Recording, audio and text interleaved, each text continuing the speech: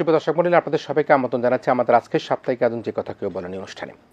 আজ আমরা কথা বলবো জেল জীবন নিয়ে, এবং এই জেল জীবন নিয়ে কথা বলতে গিয়ে অনেক আনটোল্ড স্টোরি আমরা এখানে জানবার চেষ্টা করব। আমরা দুজন তরুণকে এখানে নিমন্ত্রণ করেছি, যারা এই ছাত্রত্ব অবস্থায় তারুণ্যের এই সময় তারা জেলে গিয়েছেন, কেন গিয়েছেন, কী জন্য গিয়েছেন, সেই বিষয়গুলো জানবার চেষ্টা করব। আমাদের সাথে অতিথি হিসেবে রয়েছেন আমার ভাই বাংলাদেশ জাতীয়তাবাদী ছাত্রদলের কেন্দ্রীয় সংসদের সাংগঠনিক সম্পাদক ও ঢাকা বিশ্ববিদ্যালয় ছাত্রদলের সাবেক সাধারণ সম্পাদক জনাব মোহাম্মদ আমানুল্লাহ আমান রয়েছেন আমাদের সাথে। আমাদের সাথে আরেকজন অতিথি রয়েছেন যিনি জেল জীবন নিয়ে কথা বলবেন, জাতীয় নাগরিক কমিটির যুগ্ম মুখ্য সংগঠক, বৈষম্য বিরোধী ছাত্র আন্দোলনের লিয়াজো কমিটির মেম্বার ও ঢাকা বিশ্ববিদ্যালয় ছাত্র অধিকার পরিষদের সাবেক সাধারণ সম্পাদক জনাব আকরাম হোসেন রয়েছেন আমাদের সাথে। দর্শক, বলেছিলাম আমরা জেল জীবন নিয়ে কথা বলবো, এবং সেই জেল জীবন কেমন হয় সেই বিষয়গুলো, সেই আনটোল্ড স্টোরিগুলো আমরা জানবার চেষ্টা করবো। আমি প্রথমেই আমানুল্লাহ আমার আপনার কাছে আসি, এবং আমি যদি প্রথমেই প্রশ্ন করি, প্রশ্নটা যদি আপনি কোনোভাবে বিব্রত বোধ না করেন, কেন জেলে গিয়েছিলেন, কী অভিযোগ ছিল, কীভাবে আপনাকে আটক করেছিল, এবং আটকের পর কী কী ঘটেছিল, একটু যদি বলেন দর্শকদের উদ্দেশ্যে। ধন্যবাদ আপনাকে, ধন্যবাদ টিএন বাংলাকে।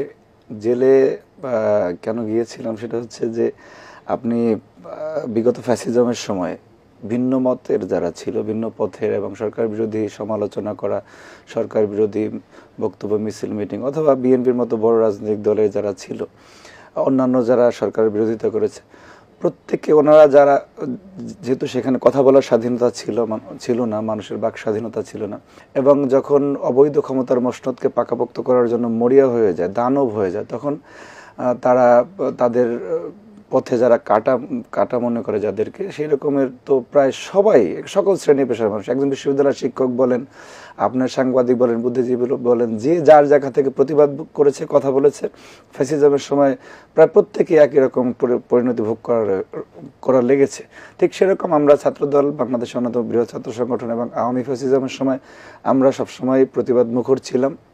যেহেতু সংগঠনের আমি একাধিক দায়িত্বশীল পদে ছিলাম, আছি এখনো, তো সেই আমরা মিছিল মিটিং শেষে বা মিছিল মিটিং এর শুরুতে অথবা বিভিন্ন কাল্পনিক মন করা মামলায় দেখা গেছে আমাদেরকে এমনিই ধরতো। এটা আসলে স্পেসিফিক কোনো কারণ না। জেলে গেলে কিভাবে থাকতেন, কি হতো সেটা তো অনেক বিস্তৃত বর্ণনা। আপনি আমাকে একাধিকবার আমি গ্রেপ্তার হয়েছি, একাধিকবার গ্রেপ্তার হওয়ার পরে সর্বশেষ যে আমি গত 28 অক্টোবর 2023-এর পল্টন পুলিশ হত্যা মামলায় আমাকে গ্রেপ্তার করা হয়েছিল, আমিরুল হত্যা মামলা, এবং সেখানে প্রধান আসামি করে মিডিয়া ট্রায়াল দেওয়া হয়েছিল।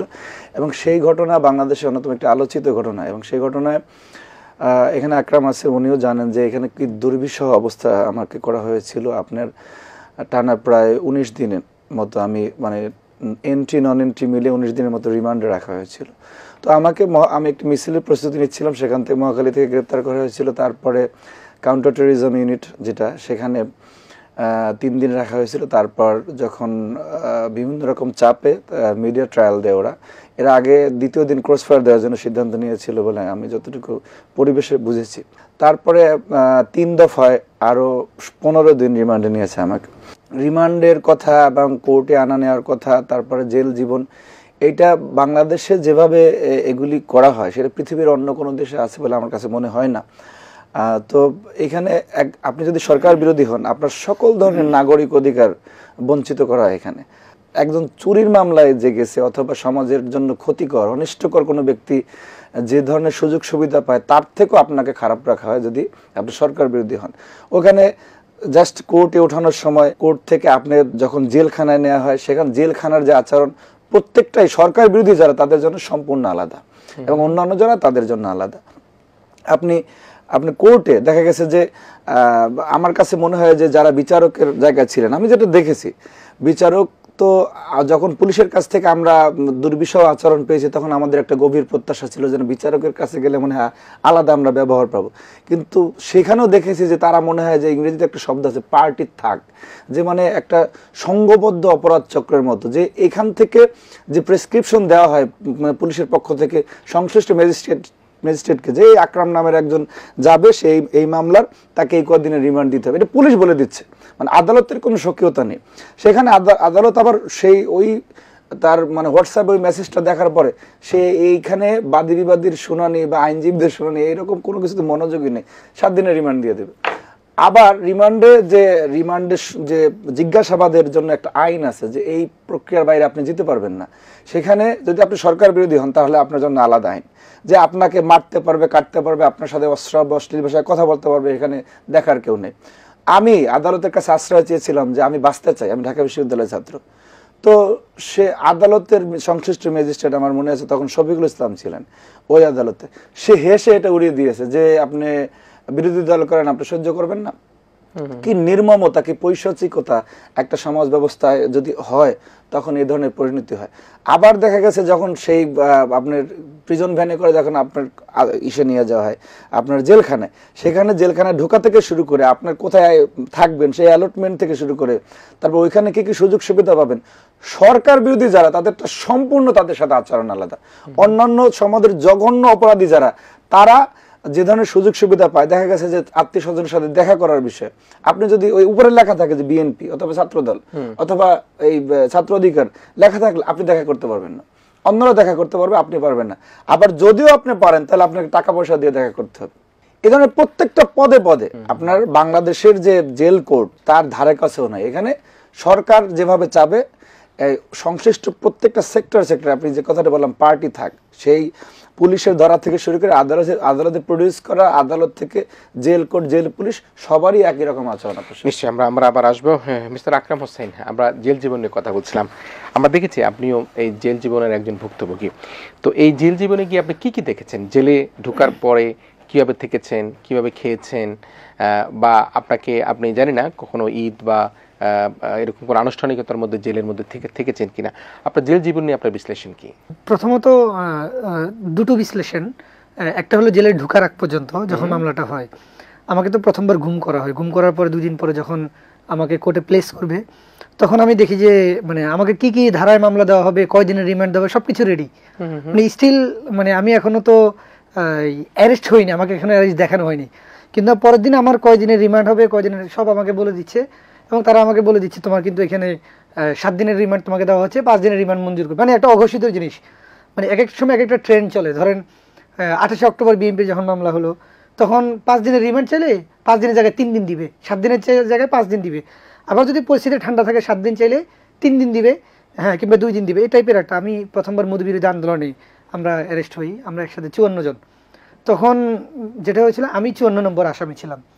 তো যে জন্য আমার তখন ভয়টা একটু কম ছিল, যেহেতু আমি রিমান্ডে গিয়েই, সাধারণত জেলে যেটা হয় একা একা থাকলে অনেক বেশি ভয় লাগে। তো আমার প্রথমবার যেহেতু আমি রিমান্ডে গিয়েই আমার প্রায় তখন 25 থেকে 26 জন আমাদের টিমের, তারাও রিমান্ডে তখন। তো ডিবির গার্ডে তাদের সাথে দেখা হওয়ার কারণে কি একটু মোর রিল্যাক্স বলা যেতে পারে। তাদেরকে পাওয়ার পরে মনে হলো যে না, কাউকে পাইলাম। আর দ্বিতীয়ত যেটা জেলের ভিতরে আমরা যখন জেলে ঢুকি, ভাই যেটা বললেন, জেলের ভিতরে কেস কার্ড বলে, মানে একটা জেলের ভিতর আইডি কার্ড, সেই আইডি কার্ডের উপরে লিখে দেওয়া থাকে রাজনৈতিক মামলা। যদি আপনি কোনোভাবে যদি কোনো রাজনৈতিক মামলায় আপনি অ্যারেস্ট হন, জেলের ভিতরে মিনিমাম জেল কোড মানে অনুযায়ী যে অধিকারগুলো আপনি পাবেন, সকল অধিকার থেকে কিন্তু আপনাকে বঞ্চিত করা হয়। এবং এই জিনিসটা কিন্তু একাধিকবার বাংলাদেশে ধরেন মির্জা ফখরুল ইসলাম আলমগীর, হ্যাঁ, মির্জা আব্বাস, ওনারা কিন্তু একাধিকবার জেলখানা থেকে বের হয়ে কিন্তু তারা বলেছে যে আমাদের জেলের ভিতরে কোনো ধরনের সুযোগ সুবিধা দেওয়া হয়নি। সবচেয়ে ভয়াবহ যেটা, সেটা হচ্ছে একটা আসামিকে বলা হয় 24 আওয়ার লক আপ, মানে এক রুমের মধ্যে একটা আসামি থাকবে, সেখানে একটা টয়লেট থাকে ছোট, আর একটা বেডের মতো একজন শোয়ার মতো একটা জায়গা থাকে। সেখানে রাখার নিয়ম হলো একটা ফাঁসির আসামিকে, মানে ফাঁসির রায় হয়ে গিয়েছে, অ্যাপিলেট ডিভিশনে যদি কারো ফাঁসির রায় হয়, নট কোর্ট না, মানে লোয়ার কোর্ট না কিংবা হাই কোর্ট না, অ্যাপিলেট ডিভিশনে কারো ফাঁসির রায় হলে তারপর থেকে সে কি ওইখানে থাকবে। আমি যখন রাজনৈতিক বন্দী হিসেবে যাই, তখন কিন্তু আমাদের কিন্তু 24 আওয়ার লকআপে রেখে দেওয়া হয়। মানে কতটুকু রুমটা? সেটা খুব ছোট, মানে আপনার 7 ফিট বাই মানে 10 ফিট বাই 5 ফিট হইতে পারে, মানে সর্বোচ্চ এই টাইপের, মানে একদম মানে ফাঁসির আসামিদের যে রুমটাতে রাখা হয়, ওইখানে জাস্ট একটা টয়লেট আছে আর একজন মানুষ শোয়ার জন্য একটা জায়গা আছে, কন্ডেম সেল বলা হয়। এটা খুব মানে খুবই ভয়াবহ একটা জিনিস। এবং ওইখানে যেটা করে এখন হলো ক্যামেরা দিয়ে রাখতো, মানে রুমের মধ্যে ক্যামেরা দিয়ে রাখতো, রুমের সামনে ক্যামেরা দিয়ে রাখতো, যাতে হলো জেলখানার তো একটা নিয়ম আছে ভালো খাবার দেওয়া, কিংবা বিভিন্ন পিসি থেকে খাবার দাবার কিনা, বিভিন্ন ওইখানের বিভিন্ন জিনিস কিনতে পাওয়া যায়। তো আপনার রুমের সামনে কোনোভাবে কেউ যাতে কোনো কিছু বিক্রি করতে না আসতে পারে, কেউ যাতে কথা বলতে না পারে, ক্যামেরা দিয়ে আবার মনিটরও করা হতো। আচ্ছা, মানে এভাবে একটা মানসিকভাবে একটা, মানে আমরা তো যারা বাহিরে থাকতাম, আমাদের যেটা হতো জেল থেকে বের হওয়ার পরে আমরা সাধারণ মানুষের সাথে মিশতে পারতাম না। মানে আমরা কিন্তু যারা সরকারের বিরুদ্ধে আন্দোলন করেছি, আমাদের কিন্তু বিশ্ববিদ্যালয় জীবনে আমাদের যে স্বাভাবিক যে লাইফ, ধরেন বন্ধু বান্ধবের সাথে আড্ডা দেওয়া, একটা প্রেম করা, এগুলো কিন্তু আমরা ঠিকঠাক মতো করতে পারতাম না। কিন্তু জেলের ভিতরে গিয়েও আমাদের কিন্তু এই ভয়ের মধ্যে থাকা লাগতো, কারণ সেখানেও গিয়েও একটা মানসিক টর্চার করা হতো। মানে এমনভাবে টর্চারটা করা হতো, এবং তারা বলতো যে রাজনীতি করে কি করবা, হ্যাঁ রাজনীতি করে তুমি কি দেশ চেঞ্জ করতে পারবা। মানে আমি একটা, মানে আমাকে রিমান্ডে, হ্যাঁ একজন এসআই, মানে সে আমাকে এমন একটা গালি দিয়েছে, আমি হ্যাঁ যে রাজনীতি করে তুমি কি বালটা ছিড়বা, হ্যাঁ এভাবে বলতো, রাজনীতি করে বালটা ছিড়বা, এর থেকে ভালো কি পড়াশোনা করো, বিশেষ ক্যাডার হও। আমার মতো দেখো আমি এই যে অফিসার, হ্যাঁ আমি এখন করতেছি।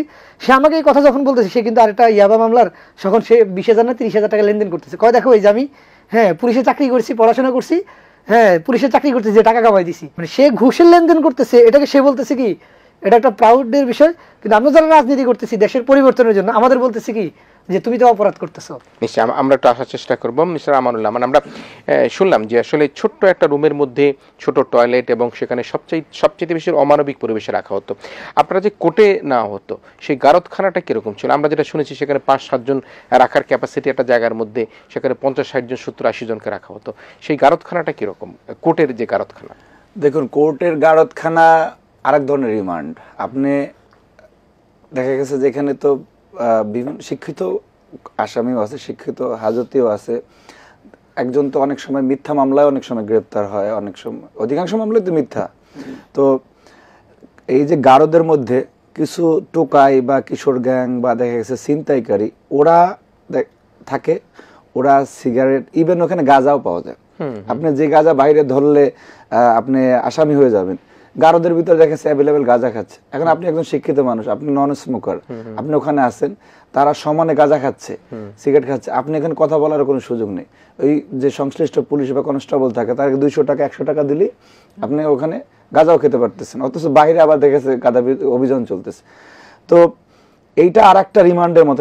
এবং যে ওইখানে যে টয়লেট, আমি জানি না এটা কোনো সভ্য সমাজে, শিক্ষিত সমাজে বা কোনো সভ্য দেশ এটা কল্পনাতীত বিষয় যে ওই টয়লেট দেখা গেছে 6 মাস 1 বছর না, ওই যে যখন নির্মাণ হয়েছিল এরপরে আর ওই টয়লেট নিয়ে কোনো সময় কোনো যে একটু পরিষ্কার করার বিষয় আছে, চরম অমানবিক একটা বিষয়। যে এখানে যারা আসামি হিসেবে আসে তারা যে কেউ মানুষ কিনা এই ধরনের কোনো চিন্তা সংশ্লিষ্ট কর্তৃপক্ষের কাছে থাকে না।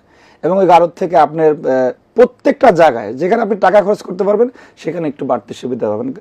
এই যখন আপনি উঠবেন, প্রিজন ভ্যানে উঠবেন, প্রিজন ভ্যানে ওঠার পরে যারা টাকা খরচ করতে পারে তাদের জন্য দেখা গেছে একটা বসার মোড়া থাকবে, ঠিক আছে। টাকা খরচ করতে না পারলে আপনি যদি বিশ্ববিদ্যালয়ের শিক্ষক হন, দ্যাট ডাজন্ট ম্যাটার, আপনি ওই আবার প্রিজন ভ্যানের ভিতরে এই গাঁজাখোর আবার থাকে, ঠিক আছে। যাদের ওই ধরনের টাকা আছে তারা আলাদা হয়তো বা গাড়ি অথবা আলাদা প্রিজন ভ্যানের ব্যবস্থা করতে পারে। কিন্তু এই যে একটা সাফোকেটেড পরিবেশ, এর মধ্যে আপনার নিজেকে মানে খাপ খাই নেওয়ার তো কোনো সুযোগই নেই। মানে আপনি সার্ভাইভ করার জন্য, বেঁচে থাকার জন্য সংগ্রাম করা লাগে এই গারদ এবং প্রিজন ভ্যানে। সেখান থেকে আপনি যখন আবার ওই জেলে ঢুকানোর সময় এই যে ও যেটা বলে কেস কার্টের কথা, এর আগে আপনার যে বসে একদম ওই যে ওটাকে বলে মুরগি স্টাইলের জেলখানা, এরপরে আপনি সবাই একই রকম বসতে হয়, মুরগি স্টাইলে, হ্যাঁ একই রকম বসতে হয়। তো একই রকম বসলে এখন এখানে শিক্ষিত অশিক্ষিত সমাজের বিভিন্ন শ্রেণী পেশার মানুষ তো আছে। তো আমি যেটাকে আপনাকে আগেই বললাম যে অনেকে তো ষড়যন্ত্রের শিকার, সেই মানুষটা যদি পরিচয় দেয় যে আমি বিশ্ববিদ্যালয়ের শিক্ষক, আমি এই পেশায় আছি, ওইটা কোনো কিছুই না। আপনি টাকা দিবেন, আপনি সুযোগ সুবিধা পাবেন, টাকা না দিলে গাঁজাখোরেরও যা, ওই চোরেরও যা, ছিনতাই করেরও যা, আপনার একই অবস্থা। এবং জেলে ঢোকার পরে আপনি ওই যে আমি অ্যালটমেন্টের কথা বললাম, পৃথিবীতে এই ধরনের অবস্থা আপনি বাংলাদেশে যদি 2-1টা সেক্টর থাকে যেখানে টাকা ছাড়া আর কোনো কিছু নাই, জেলখানায় যদি আপনি কোনো গাছের নিচে দাঁড়ান, এটা প্রচলিত ভিতরে যে একটা গাছের নিচে দাঁড়ালে গাছও বলবে যে তুই দাঁড়াইছিস কি লেগে আমার নিচে, ছায়ার নিচে কেন টাকা দে, ঠিক আছে। ওইখানে সেই কারারক্ষী থেকে শুরু করে একদম সুপার পর্যন্ত, জেলার পর্যন্ত আমি একদম চ্যালেঞ্জ করে বললাম যে এরা প্রত্যেকেই ইন্ডিভিজুয়ালি, এভরিবডি ইজ কারাপ্টেড। এখানে যদি কেউ বলে তারা কারাপ্টেড, কিন্তু ওই যে ওয়াশরুমগুলো ঠিক করা, রুমে একটু ভালো ব্যবস্থা করা, সে তো রাষ্ট্র করতে পারে, সেটাই তো আর কারারক্ষী বা তাদের রাষ্ট্র করতে পারে। রাষ্ট্র তো এই তো এই জায়গাটাই আপনাকে আমি বললাম যে রাষ্ট্র যদি অমানবিক হয়, আপনি যখন আপনার থাকার জায়গাটাই অনৈতিক, আপনি যদি থাকেনি অবৈধভাবে, তো আপনি পাবলিক চিন্তা ভাবনা তো কম করবেন, ঠিক আছে? এরা তো সবাই, আমি বললাম না, প্রত্যেকটা পার্টি থাক, এই সব কিছু মিলে একটা গ্যাং, যে এখান থেকে বলে দেওয়া হয় যে আমার ক্ষেত্রে আমি যখন আমাকে এতগুলো দিন রিমান্ডে রাখার পরে আমার সারা শরীরে আমি ক্ষতবিক্ষত অবস্থা, বিএনপি নেতা কর্মীরা যারা ওখান থেকে আমাকে রিসিভ করছে, কান্না রোল পড়ে গেছে যে ছেলেটা বাঁচবে কিনা। সে আমাকে যখন ভিতরে মেডিকেল আছে, ঠিক আছে, সে মেডিকেলে যখন নেওয়া হলো, সংশ্লিষ্ট যে ডাক্তার সে যখন আমার পরিচয় জানছে যে আমি ছাত্র দলের আমান, সে আমার চিকিৎসা করাবে না, মানে কোথায় গভর্নমেন্টের কথা বলবেন, সে চিকিৎসা করাবে না। ওই অবস্থায় আমাকে 6-6.5 ঘন্টা ফেলে রেখেছে। তারপরে আমাদের শ্রদ্ধেয় মহাসচিব মির্জা ফখরুল ইসলাম আলমগীর উনি শুনেছিলেন, উনি তখন ডিভিশনে ছিলেন, আমির খসরু মাহমুদ চৌধুরী, ওনার কথা বলে তারপরে বাহির থেকে ওষুধ নিয়ে তারপর আমার ট্রিটমেন্ট চলছে এই অবস্থা। তো এখানে সবাই অমানবিক, টাকার কাছে, এই টাকার মোহে সব অন্ধ হয়ে যায় জেলের মধ্যে। নিশ্চয়ই মিস্টার আকরাম, কোনো ঈদ বা কোনো সময় কি আপনি জেলে ছিলেন কিনা, যে হয়তো ঈদ সামনে বা রোজার সামনে, এই সময় কি আপনি জেলে ছিলেন কিনা, এই অভিজ্ঞতা আছে কিনা? প্রথমবার যখন অ্যারেস্ট হই আমি দুইটাই ঈদ জেলের ভিতরে করি। আচ্ছা। হ্যাঁ, রোজার ঈদ এবং কোরবানির ঈদ। আচ্ছা। তখন করোনার কারণে টোটাল পুরো কোর্ট বন্ধ, লং টাইম পুরো কোর্টটা বন্ধ থাকাতে আমাদের ওই দুইটাই ঈদ ওইখানেই করতে হয়। এবং জেলের মধ্যে যেটা হয় সবচেয়ে মানে আমার কাছে মনে হয়েছে এই ঈদের দিন মানে একটা কারবালার মতো একটা মানে সিনারিও, আমরা মানে হাসরের ময়দানে আমরা ওয়াজের মধ্যে বিভিন্ন একটা সিনারিও শুনি না, সবাই কান্নাকাটি করে, যে ওইখানে সবাই মানে কেউ কাউকে চেনে না, সবাই কান্নাকাটি করে। ঈদের দিন আমরা যেহেতু করোনা ছিলাম তখন একটা ফোন কল ছিল, আবার জেলের মধ্যে একটা নিয়ম ছিল যে ঈদের দিন বাহির থেকে খাবার ঢোকে, যেহেতু করোনা তখন বাহির থেকে খাবারও ঢুকানো যেত না, তখন ওরা ওইখানে মানে প্রচুর মানুষের কান্না রোল পড়ে যাচ্ছে। কিন্তু ইন্টারেস্টিংলি ঈদের পরের দিন মানে তখন আওয়ামী লীগের কিছু নেতা কর্মীরা তারাও জেলে ছিল ওই ফরিদপুরের, তখন তারা মানে আমরা যেহেতু ছাত্র তখন পাশাপাশি ওয়ার্ডে থাকি, তারা আমাকে দাওয়াত দিল খাওয়ার জন্য। তা গিয়ে দেখলাম যে তারা বাহির থেকে খুব বড় বড় মাংস, মানে বাহির থেকে কিন্তু তাদের জন্য ঠিক খাবার ঢুকে, অর্থাৎ মানে আমরা টাকা দিতে পারি নাই, এই জন্য আমরা রাজনৈতিক বন্দী, যেহেতু বিরোধী দল করি, আমরা বাহির থেকে কোনো খাবার ঢুকাইতে পারি না। কিন্তু যারা আওয়ামী লীগ করে এবং যারা রাজনৈতিক বন্দী না, তারা কিন্তু আবার ঠিকই বাহির থেকে খাবার দাবার ঢুকাতে পারে। সবচেয়ে যেটা হলো বাংলাদেশে এই জেলটাকে একটা অমানবিক করে রাখা হয়েছে। সেখানে ডিগ্রি অর্জনের কোনো সুযোগ আছে কিনা, পড়াশোনা ডিগ্রি অর্জন? সেখানে আমরা একাধিকবার মানে একটা কথা প্রচলিত আছে যে এই জেলখানা মানে পুরান ঢাকা থেকে কেরানীগঞ্জ যাওয়ার সময় সকল বই বুড়িগঙ্গায় ফেলে দেওয়া হয়েছে। অর্থাৎ মানে এই পুরান ঢাকার যে জেলখানাটা, এটা তো লং টাইম পুরাতন জেলখানা, এখানে এটার সাথে অনেক ইতিহাস জড়িত, এবং যেহেতু এখানে প্রচুর কয়েকশো বছরের আসামিরাও সেখানে গিয়েছে, কয়েকশো বছরের বইও ছিল। আগে যারা আমাদের বন্ধু বান্ধব কিংবা সিনিয়ররা যারা জেলে গিয়েছে তাদের কাছে শুনেছি তারা সেখানে পড়াশোনা করেছে। কিন্তু ওই জেলখানা যাওয়ার পরে শেখ হাসিনা, শেখ ফ্যামিলি, এর বাইরে কোনো কিছু নেই। সব বই তাদের। সেখানে একটা লাইব্রেরি আছে, মনন চর্চা কেন্দ্র তারা করেছে, কিন্তু সেখানে সব বই তাদেরকে কেন্দ্র করে। ওইগুলো দেখার পরে আর কেউ পড়তে যেতে চায় না, ওইগুলো দেখার পরে কেউ কোনো পড়াশোনা করে না। তো যেটা হয় সবচেয়ে, আমরা তখন মানে আমি ছিলাম তখন, আমার সাথে এই নাগরিক কমিটির এখন যিনি সদস্য সচিব আক্তার ভাই, আমাদের দুটো সেমিস্টার ফাইনাল পরীক্ষার জন্য আমরা কোর্ট থেকে অর্ডার নিয়েছি যাতে আমাদেরকে বই দেওয়া হয়। কিন্তু সেই বইগুলো কিন্তু লিগেল বই, মানে একাডেমিক বই, সরকার বিরোধীও কোনো বই না। সেই একাডেমিক বইগুলো আমাদেরকে ঢুকতে দেওয়া, বলে যে না এগুলোর মধ্যে আইন আছে, হ্যাঁ আইন দেখলে আমরা আইন শিখে ফেলবো, আইন শিখে ফেললে প্রবলেম হবে। আর জেলের মধ্যে সবচেয়ে ইন্টারেস্টিং যেটা ঘটে সেটা হচ্ছে কাউকে কোনো কিছু জানতে দেওয়া হয় না। ধরেন আপনি একটা ধারায় আপনি মামলা খেলেন, সেই মামলাটা কি, শাস্তি কি হইতে পারে, আপনি কতদিনের মধ্যে মুক্তি পেতে পারেন, এই জিনিসগুলো তো আপনার জানা অধিকার। আপনি যে আছেন, আপনার আইনজীবীর সাথে কথা বলবেন, এটা তো অধিকার, আপনার সাথে তো এটা কথা বলতে দিতে হবে। এবং এই কথা বলার কিন্তু কোনো সিস্টেম নেই। আপনার আত্মীয়ের সাথে আপনি কথা বলবেন, আপনার বাবার সাথে কথা বলবেন, কিন্তু সিস্টেমটা হলো কি, মানে এখন যে সিস্টেম, সে 15 দিন পরে 20 দিন পরে আপনি একটা সাক্ষাৎ পাবেন, কিন্তু আপনার কোর্টের ডেট তো পড়ে যায় হলো মানে 5 দিন 7 দিন পর পর কোর্টের ডেট পড়ে। তাহলে 15 দিন পরে যদি আপনি একজনের সাথে সাক্ষাৎ করতে পারেন, তাহলে আপনি আপনার আইনজীবীর সাথে আপনি কিভাবে কথা বলবেন? ধরেন আজকে আমার একটা হিয়ারিং হলো, আমি জেল থেকে গাড়িতে আসলাম, কোর্টে আসলাম, সেই হিয়ারিং এর পর আমি বাড়ি থেকে মানে জেলে গেলাম আবার। তো জেলে যাওয়ার পর আমার হিয়ারিংটা কি হলো সেটা কিন্তু আমি জানতে পারি না, কারণ হিয়ারিংটা হয়তো সন্ধ্যার পরে, মানে হিয়ারিং হয়ে যাওয়ার পর রায়টা লেখে তো সন্ধ্যার পরে, সে রায়টা কিন্তু আমাদেরকে জানানো হয় না। এবং দেখা যায় অনেক দিন পরে আমরা কোনোভাবে একে টাকা দিতে হয়, কারারক্ষীকে টাকা দিতে হয়, হ্যাঁ জেলারকে টাকা দিতে হয়, বিভিন্নভাবে টাকা টুকে দিয়ে এগুলা করতে হয়। এবং এটা তো খুবই মানবিক। আপনি দেখেন জেলের মধ্যে তো আপনি চাইলে আপনি ডিশ রাখতে পারেন, মানুষজন খবর দেখুক, কিন্তু সেখানে কিন্তু কোনো টিভির ব্যবস্থা নাই, মানে লিগালি টিভির ব্যবস্থা নাই, কিন্তু টাকা দিয়ে, এক্সট্রা টাকা দিয়ে টিভি রাখতে হয়। সেই টিভি রাখার পরে সেই টিভিতে হয়তো ওই যে মেমোরি কার্ড ঢুকিয়ে সিনেমা দেখা যায়, কিন্তু কোনো খবর দেখা যায় না। মানে আপনাকে টোটাল পুরা দুনিয়া থেকে আপনাকে ব্লাইন্ড করে রাখা হয়। জি নিশ্চয়ই। আমি শেষ মুহূর্তে মিস্টার আমান আপনার কাছে আসতে চাই, সেটা হচ্ছে যে আপনি কি কোনো নির্যাতনের মুখোমুখি হয়েছিলেন জেলে? এই ধরনের কোনো অভিজ্ঞতা আছে কিনা? আমরা জেলের দুর্বিষয় জীবনের কথা শুনলাম, যেহেতু আমরা বলছি যে কথা কেউ বলেনি, কোনো নির্যাতনের শিকার হয়েছেন কি? দেখুন, আপনার এই প্রোগ্রামটি আমি কিছু কথা বলতে চাই, জানি না আপনার পুরোটা দেখাবেন কিনা। সেটা হচ্ছে বাংলাদেশের যে জেল কোড 1894 সালের সেই আইন অনুযায়ী, কারাবিধি অনুযায়ী বাংলাদেশের জেল পরিচালিত হয়। এটা আমাদের জাতি হিসাবে একটা লজ্জাজনক বিষয়। এবং বাংলাদেশে অনেক জায়গায় সেই ব্রিটিশ আমলের এবং তার আগের আইন দিয়ে পরিচালিত হয়।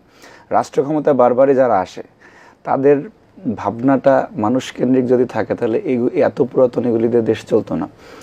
আমরা সামনে যারা আসবে অথবা এখন যারা আছে সামনে যারা আসবে তাদের কাছে অনুরোধ থাকবে যে না, এই যে যুগ মানে মানুষ আমরা যে আগাচ্ছি সেই বিষয়টি, এই যে জেলে যারা যাচ্ছে তাদের জীবনেও তো আসা দরকার। সেটা অনেক সময় ভুল মামলা, মিথ্যা মামলা তো আপনিও যেতে পারেন, অন্যজনও যেতে পারে। তো 1894 সালের আইন দিয়ে তো জেল চলতে পারে না, কিন্তু চলছে। এইখানে আপনার বর্তমান সময় উপযোগী যে সমস্ত নাগরিক অধিকার প্রত্যেকটা জায়গা থেকে মানুষ ওখানে বঞ্চিত হচ্ছে। শুধুমাত্র ওখানে জেলে একটা কথা আছে, যার টাকা আছে তার জন্য জেল জীবন, আর যার কাছে টাকা নাই তাকে পদে পদে সব জায়গায় বঞ্চিত হতে হয়। টাকা না থাকলে আপনার খাবারের থেকে বঞ্চিত, টাকা না থাকলে আপনার থাকার জায়গা থেকে বঞ্চিত, টাকা না থাকলে আপনার আত্মীয় স্বজনের দেখা থেকে বঞ্চিত, সব জায়গায় বঞ্চিত। যেমন খাবারের বিষয়টা আমি বলি, 16 ডিসেম্বর, 21শে ফেব্রুয়ারি, 26শে মার্চ এইসব জাতীয় দিবসগুলিতে জেলে স্পেশাল খাবার দেওয়ার নিয়ম রয়েছে। এবং ঈদ কোরবানিতে এইখানে যদি 2000 কেজি গরুর গোস্ত বরাদ্দ হয় আপনার ঢাকা জেলের জন্য, আমি দায়িত্ব নিয়ে বলছি, সেখানে সর্বোচ্চ 200-250 কেজি যায়। ওই যে সুপার, তারপরে ডেপুটি, তারপরে জেলার, একদম প্রিজন থেকে শুরু করে এই পর্যন্ত। এখন এই মুক্তবাগের কিরণ ভাই আপনি হাসতেছেন, এই মুক্তবাগ চলতেছে বাংলাদেশে, এখনো যদি আমরা সত্য কথাগুলি না বলতে পারি তাহলে মানুষ তো যুগে যুগে বঞ্চিত থাকবে। এই বরাদ্দগুলি সব প্রত্যেকটা জায়গায় আপনি যে ওইখানে চার্ট দেওয়া আছে প্রত্যেকটা বিল্ডিং এর মধ্যে, পদ্মা, মেঘনা, যমুনা এরকমের এক একটা বিল্ডিং আছে যেখানে আসামিরা থাকে, সেখানে চার্ট দেওয়া যে একজন কয়েদি বা আসামির দৈনন্দিন কি পরিমাণ খাবার খাবে, সেই বরাদ্দ অনুযায়ী 30% সেখানে যায় না। এটা সমস্ত এই অফিসারদের এবং এই যে স্টেক হোল্ডার যারা আছে তাদের মধ্যে যায়। এটা যদি আমরা কথা না বলে, আপনারা যদি না দেখান, তাহলে এই পরিবর্তন হবে না। তো জেলের প্রত্যেকটা জায়গায় এরকম মানুষ তার মৌলিক সুযোগ সুবিধা থেকে নাগরিক হিসাবে, বাংলাদেশের নাগরিক হিসাবে এখান থেকে বঞ্চিত হয়। এবং জেল যে সংশোধনাগার, পৃথিবীর সকল দেশে মানুষ ওখানে গিয়ে সংশোধন হয়, কিন্তু আপনারা দেখবেন যে বাংলাদেশে চোর গেলে ডাকাত হয়ে বের হয়, ঠিক আছে, সিসকে সন্ত্রাসী গেলে সে শিশু সন্ত্রাসীদের সাথে থাকতে থাকতে সেখান থেকে বড় সন্ত্রাসী বের হয়, বাইরে গিয়ে আবার ওদের সাথে কানেক্টেড হয়ে তারপরে অস্ত্র করে। জেলের মধ্যে যার টাকা আছে সে ফোন ব্যবহার করতে পারে, যার টাকা নাই সে যে সাপ্তাহিক যে একটা কল পাওয়ার কথা তার ফ্যামিলিকে জানাবে, সেটাও সে করতে পারে না। সুতরাং এই জায়গা থেকে যদি আপনি বের হয়ে না আসতে পারেন, এবং এই যে ঢাকা জেলে আসার জন্য বাংলাদেশের অন্যান্য প্রান্ত থেকে, আপনি অবিশ্বাস্য ব্যাপার, আপনি একজন যে মিয়া সাহেব বলে এটারে, কারারক্ষী যারা একদম নর্মালি সেপাই পদের, তারাও 20-25 লাখ 30 লাখ টাকা খরচ করেন না আমার ঢাকা জেলে যেতে হবে। আপনি বুঝুন এখানে কি আছে। সুতরাং জেলগুলিতে আমরা যদি ইন এ ওয়ার্ড বলি, এক লাইনে বলি, যে এইখানে একদম শুরু থেকে শেষ পর্যন্ত যার টাকা আছে সে জেলে ভালো থাকতে পারে, আর যার টাকা নাই তার যে দুর্বিষহ অবস্থা, সেটা আপনি ওই যে গুয়ান্তানামো কারাগার আছে না আমেরিকার, অথবা এই যে চায়নার যান্ত্রা যে অবস্থা করে, অথবা চীনের যেটা হয়, ঠিক আছে, এই একই স্টাইলে চলে। এখানে আপনার টাকা থাকলে অধিকার আছে, টাকা নাই তো অধিকার নেই। নিশ্চয়ই। আমরা মিস্টার আকরাম শেষ করতে চাই, আপনার কোনো সুপারিশ আছে কিনা? আমরা কি চাই? আমরা অন্তর্বর্তীকালীন সরকার, আমরা আশা করছি একটা নির্বাচিত সরকার সামনে আসবে। এই যে জেলের যে নির্যাতনের কথা আমরা শুনলাম, ভবিষ্যৎ জেল কি হওয়া উচিত বলে আপনি মনে করেন? আমান ভাই খুব সুন্দর করে অ্যাড্রেস করেছে জিনিসটা। আসলে মানে পরিবর্তনটা হয়তো একদিনে হবে না, কিন্তু আমাদের আলাপটা আমরা শুরু করলে আমরা অ্যাকশনের দিকে যেতে পারবো। প্রথমত দেখেন, একটা আসামিকে অ্যারেস্ট করা থেকে শুরু করে একটা আসামি বের হওয়া পর্যন্ত আমাদের এমন একটা প্রক্রিয়া করা উচিত যে প্রক্রিয়ার মধ্যে তার সম্পূর্ণ মানবাধিকার নিশ্চিত করা হবে। আমি মনে করি এটা সবার ক্ষেত্রে করা উচিত, এবং যে কোনো ধরনের বন্দী। দেখেন, আপনি যে গারদটা বলা হয়, এই গারদটার মধ্যে শুধুমাত্র সকালবেলা নাস্তা দেওয়া হয়, একটা পাউরুটি, একটা ডিম, একটা কলা। আগে পানি দেওয়া হতো না, লাস্ট 1 বছর ধরে পানি দেওয়া হয়। তো একটা আসামি যখন সকালে আসে, তা তো রাত পর্যন্ত থাকা লাগে, সন্ধ্যা পর্যন্ত থাকা লাগে, তাহলে দুপুরের খাবারটা কে দিবে? মানে দুপুরের খাবার সে না খেয়ে হয়, সে না খেয়ে থাকতে হবে, নাহলে সে টাকা দিয়ে খেতে হবে। এই যে ভাই যে বললো, টাকা ছাড়া কোনো কিছুই হয় না। জেলের মধ্যে একটা প্রচলিত একটা মায়ের গাইল ডাইল, এই তিনটা যে সহ্য করতে, তার জন্য জেল হলো আনন্দের। অর্থাৎ আপনি ঢুকার পর থেকেই আপনাকে মানে ফিজিক্যালি, মেন্টালি সব ধরনের আপনাকে গালিগালাজ করবে, মানে মা বাবার নাম তুলে গালি দেওয়া ছাড়া তারা কোনো কথা বলবে না। ওইখানে যারা পুরাতন আসামি তারা টাকা পয়সা দিয়ে বিভিন্ন ওয়ার্ড নেয়, তারা সেখানে ভাড়া নেয়, ভাড়া দিয়ে তারা যখন নতুন যায় তখন তো মানুষজন তো অ্যারেস্ট হওয়ার পরে নতুন করে যারা অ্যারেস্ট হয়ে যায় এদের মাথার মধ্যে তো খুব প্রেশার থাকে, তখন তাকে গালি দিয়ে বাড়িতে প্রেশার দিয়ে তার কাছ থেকে টাকা আনায় এবং টাকা আনানোর পরে তাকে দেখা যায় হয়তো কিছু সুযোগ সুবিধা দেয়। তো ওভারঅল পাশাপাশি যেটা করা যেতে পারে আমাদের জেলের মধ্যে, হ্যাঁ আমরা বর্তমানে যেহেতু টেকনোলজি অনেক বড় জিনিস রয়েছে, জেলের মধ্যে আপনি স্কিল ডেভেলপমেন্ট, যে প্রচুর কিশোর ছেলেরা ইয়াবা মামলা গাঁজা মামলা প্রচুর ছেলে মেয়েরা যায়, আপনি যদি এদেরকে এমন একটা সিস্টেম দেখাইতে না পারেন যে সিস্টেমে সে মানুষ গাঁজা বিক্রি করে, মানে মাদকের সাথে জড়িত হয় কিন্তু কয়েকটা কারণে, তার মধ্যে অন্যতম একটা হলো আনএমপ্লয়মেন্ট, তার কাছে মানে তার এমপ্লয়মেন্টে তার সুযোগ নেই। আপনি যে ছেলেটা একবার গাঁজা মামলায় সে জেলে গেল 18 বছর কিংবা 15 বছরের, তাকে যদি আপনি 2 মাস রাখেন, 2 মাস থেকে তাকে একটা স্কিল শিখিয়ে বাইর করে দেন, বাইর করে দিয়ে সে যদি 20,000 30,000 টাকা দামের একটা চাকরি করতে পারে, সে কখনো কিন্তু আর ইয়াবা ধরবে না, সে কখনো আর ওই ব্যবসায় যাবে না। কিন্তু হয় কি, আপনি তাকে ভিতরে ঢুকে আরো তাকে প্রেশার দেন, বাড়ি থেকে টাকা নেওয়ার, সে বাহির হয়ে ওই টাকা পরিশোধ করে, সে আবার যায় ইয়াবা বেচে। সে আগে যদি গাঁজা বেচতো তখন যায় সে ইয়াবা বেচবে, সে যদি আগে ইয়াবা বেচতো সে যায় তখন কি ওই মানে আরো বড় কোকেন বেচবে। এই টোটাল ওভারঅল সিস্টেমটা আমি মনে করি জেলের মধ্যে মানুষগুলো তো বসে থাকে, দেখেন একটা জেলের মধ্যে ঢাকা কেন্দ্রীয় যে কারাগার 10,000 মানুষ কিন্তু সেখানে থাকে। এখন আপনি এই 10,000 মানুষকে তো আপনি বসায় বসায় খাওয়াইতে পারেন না, আপনি তাদেরকে যে কোনোভাবে এমন একটা সিস্টেম করেন, একটা কিন্তু মানে যেই সিস্টেমের মধ্যে সে ন্যাশনাল ইকোনমিতে ন্যাশনাল পলিসিতে সে কন্ট্রিবিউট করতে পারে। আপনি একটা শিক্ষিত লোক জেলে গেল কোনো কারণে, একটা পিএইচডি হোল্ডার, আপনি তাকে এমন একটা সিস্টেম করেন সে যদি জেলে গিয়ে রাষ্ট্রের জন্য ভালো কোনো পলিসি দিতে পারে, তার 5 মাসের সাজা মওকুফ হয়ে যাবে, হইতেই তো পারে, সমস্যা কি?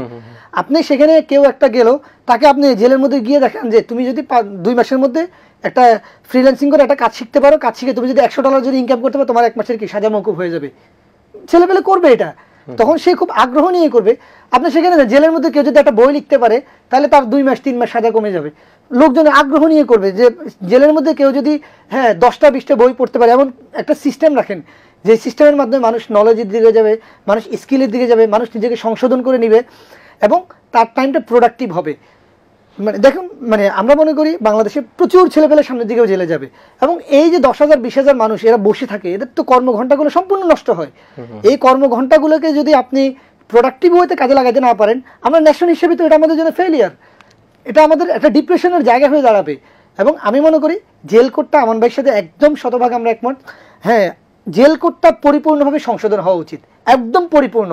এবং এটা মডার্ন, আপনি জাস্ট আমাদের পার্শ্ববর্তী দেশে ইন্ডিয়াতে কি আছে জেল কোড, আপনি সেটা ফলো করেন, আপনার আমেরিকা কিংবা ফ্রান্স ফলো করার দরকার নেই, আপনি তার মতো করেন না, আপনি কাছাকাছি মিনিমাম একটা স্ট্যান্ডার্ড ফলো করলে তো হয়।